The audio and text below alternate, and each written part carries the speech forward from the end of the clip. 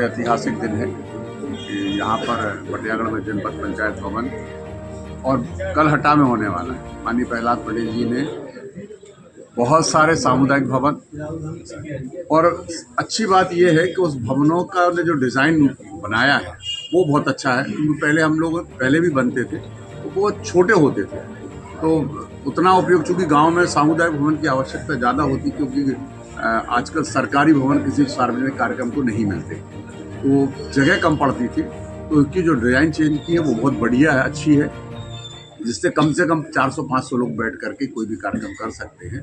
तो पहले बहुत छोटे होते हैं, इसके लिए उनके लिए बहुत बहुत धन्यवाद करना चाहता हूँ। और दमोह जिले को उन्होंने जितने सामुदायिक भवन दिए हैं, मुझे लगता है प्रदेश में किसी जिले को नहीं मिले। और ख़ास तौर से पथरिया विधानसभा की अगर हम बात करें तो यहाँ दमोह जिले में सबसे ज़्यादा पथरिया विधानसभा को मिले हैं, इसलिए उनका बहुत बहुत धन्यवाद करना चाहता हूँ। उन्होंने ध्यान रखा। और एक बहुत महत्वपूर्ण और बड़ा फैसला जो बहुत आमतौर पर लोग नहीं ले पाते कि पूरे प्रदेश में एक भी पंचायत ऐसी नहीं होगी जहाँ पंचायत भवन नहीं होगा। सारे जगह हमने पंचायत भवन बनाने का काम किया और ढूंढ के, और अब तो दूसरा स्टेप ले लिया कि अब जो पुराने हैं वो विधायक और सांसद मंत्री लिख करके देंगे, तो अब नए पंचायत भवन उनको डिसमेंटल करके या नई जगह उपलब्ध होगी तो वहाँ बना करके और वहाँ पर नए पंचायत भवन बनाए जाएंगे। यानी कुल मिला के अगर कहा जाए तो सारी जगह, लगभग सारी जगह नए पंचायत भवन होंगे, जहाँ पर कि गाँव में सभी सुविधाओं से परिपूर्ण होगा। जैसे यहाँ जनपद भवन की बात है, 5.5 करोड़ की बिल्डिंग, और उसमें सारे विभागों का काम अलग अलग, जो इस तरीके से जो हाईटेक हो सकती है उसके में प्रावधान किया गया है। और निश्चित रूप से ये सारी चीज़ें बदलाव लाने के लिए उन्हें जो फैसले लिए हैं, निश्चित रूप से बदलाव दिखेंगे। और मुझे भरोसा है कि लोग भी, जैसे मैंने निवेदन किया कि जियो टैग जरूर किया जाए, क्योंकि कई जगह हम लोगों ने भी पिछली बार बनवाए तो स्वीकृत करते हैं तो पूरे गाँव के लोग तालियाँ बजाते हैं, फिर जब सरपंच अपने मन से कहीं दूसरी जगह बना देता है तो सारे लोग उसका विरोध भी करते हैं। तो मैंने यही निवेदन किया हूँ, तो उन्होंने उस पर सहमति भी जताई कि ये बात बिल्कुल सही है। जब हम स्वीकृत करेंगे तो जियो टैग के साथ करेंगे, जिससे एक जगह तय हो जाए कि किस जगह पर ये बनना है, और जहाँ सार्वजनिक लोगों के हित हो वहाँ पर ये बनाए जाएँ, ताकि उनका फ़ायदा हो सके। चाहे छोटे छोटे कार्यक्रम हो, शादी ब्याह हों, उनमें हो सके। मैं एक बार फिर से उनका बहुत बहुत धन्यवाद करना चाहता हूँ। आदरणीय लखन भैया का ये क्षेत्र दमोह के लोगों का मैं आभारी हूँ। उनका इसने मुझे इस कार्यक्रम के भूमि पूजन और लोकार्पण में खींच कर लेकर आया। वास्तव में सामान्यतः मैं इन बातों से बचता हूँ, लेकिन यहाँ में जब मैं आया हूँ तो जनपद का भवन ही 2 या 3 मंजिल जा सकता है, और उसको जिस ढंग से बनाया गया है उसका कॉन्फ्रेंस रूम इतने हैं कि कभी भी आने वाले समय में जो भी ज़रूरतें होंगी, जितने भी हमारे ऑफिशियल्स हैं या जो हमारे प्रोजेक्ट हैं, उनके इंचार्ज भी उस भवन में बैठ सकते हैं। तो D5 तक एक्स्ट्रा उसमें हॉल बनाए हुए हैं, और चारों तरफ सिक्योरिटी की दृष्टि से भी, अग्नि समस्याओं के लिए भी चारों तरफ उसका रोड होगा, ताकि किसी भी प्रकार से भी अगर उसको हमें चारों तरफ घूमना है तो वो हो सकता है। पर्यावरण की दृष्टि से आधा एकड़ में, अगर 2 एकड़ ज़मीन है तो आधा एकड़ में तो जंगल लगाना ही पड़ेगा। आप वो अच्छे झाड़ लगाइए, ज़्यादा बेहतर। पूरे एरिया का जो पानी है वो वहीं पर रिचार्ज होगा, वो जो ग्रे वाटर उसका होगा, उसका उपयोग लाभ में होगा या उस जंगल की तरफ हम ले जा सकते हैं। इन सारी चीज़ों को भी उसको ध्यान रखना है। जब ये जनपद पंचायत का भवन आधुनिक टेक्निक से बनकर तैयार होगा तो हमारी जो माताएं बहनें या यहाँ के भाई हैं, उन्हें जो भी परेशानी होती है, क्योंकि आजकल डिजिटल का ज़माना है, पुराना जनपद पंचायत भवन में बहुत सी ऐसी चीज़ें नहीं थी जिसके लिए हमें दमोह भी जाना पड़ता था। तो अब जब ये भवन बनकर तैयार होगा तो सभी सुविधा युक्त होगा, और जिसे दूर दराज जाना पड़ता था वो भी सारी समस्याओं का हल यही होगा। मेरी आप सबसे एक विनती है, एक आग्रह है कि जब ये जनपद पंचायत भवन बनने लगेगा या इसका काम शुरू होगा तो इसकी गुणवत्ता पर जरूर ध्यान दें, क्योंकि जब ये बनेगा तब आप इसकी गुणवत्ता को देखेंगे तो ये जैसा आप चाहते हैं वैसा बनेगा, क्योंकि ये आपके बटियागढ़ में बनना है तो इसकी जिम्मेदारी भी आपकी है। मैं आशा करती हूँ कि ये भवन बहुत अच्छे से सर्व सुविधा युक्त बने और आप सभी को इसका लाभ मिले।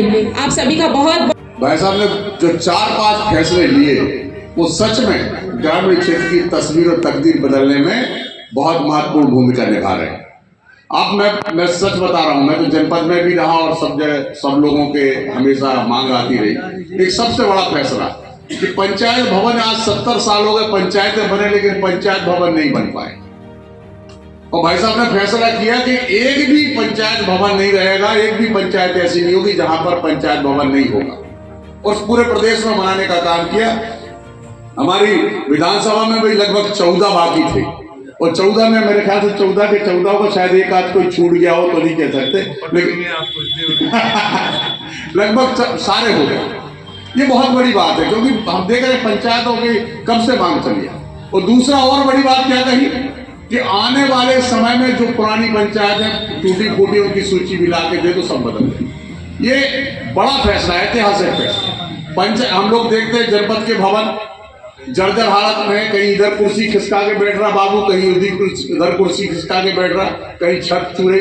40-40 साल पुरानी बिल्डिंग है। मैं दमोह की बिल्डिंग, बटियागढ़ की देख लो आप, और कई जगह देख लो। पथरिया में भी जरूरत है भाई साहब से, तो पथरिया में भी मिल जाएगी। पूरा भरोसा है कि उन्होंने कहा है कि एक भी जनपद नहीं बचेगी जहां सब जगह। और सबसे बड़ी बात, सब अभी 106 जनपद के भवन स्वीकृत हो गए और बाकी जितने बचे हैं सबको बनाने का काम करें। पैसे पहले भी थे, लेकिन उनको व्यवस्थित करना, उनको सही तरीके से नीचे तक पहुंचाने का जो काम किया वो सच में इतिहास में लिखा जाएगा, इतिहास के पन्नों में लिखा जाएगा।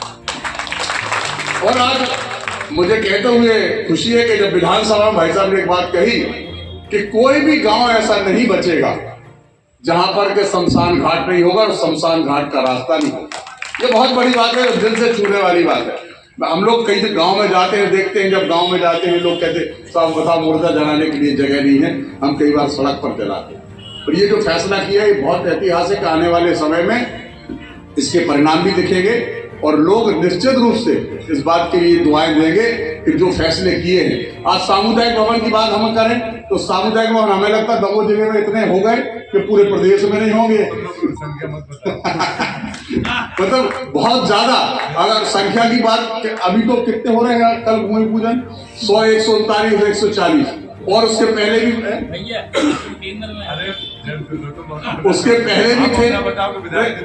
अरे हम तो आप कहीं तो पैसा भी तो आप ही दे रहे हैं, हम वहां से ला रहे हैं। ग्रामीण विकास के तो पैसा है जो हम लोगों को दे रहे हैं, वो भी ग्रामीण विकास के। तो मुझे लगता है कि आने वाले जो 3 वर्ष हैं, वो जो भाई साहब ने फैसला किया है कि हर गांव में, हर पंचायत में कम से कम 1 या 2 सामुदायिक भवन होंगे। ये निश्चित रूप से बहुत बड़ी बात उन लोगों के लिए। बड़े लोग तो अपने जाके शादी ब्याह करते हैं, कहाँ चले जाके गार्डन में चले जाते हैं, लेकिन वो गरीब मजदूर कहाँ जाए। आज स्कूल मिलते नहीं, सरकारी बिल्डिंगें मिलती नहीं, तो सामुदायिक भवन कम से कम वो काम करेगा। मैं एक निवेदन करना चाहता हूँ कि जब सामुदायिक भवन स्वीकृत हो तो उसका टैग वहीं से हो जाए, टैग वहीं से हो जाए कि जहां पर हम सब लोग तय करें वहीं बने। तो जियो टैग उससे क्या होगा? क्या अभी कई बार देखने को आता है हमने 35 लाख 25 लाख दिए और जगह नहीं मिली तो उल्टी सीधी जगह चूंकि सरपंच को बनाना तो उन्हें कहीं भी बना दिए, तो उसका उपयोग नहीं हो पाता भरपूर।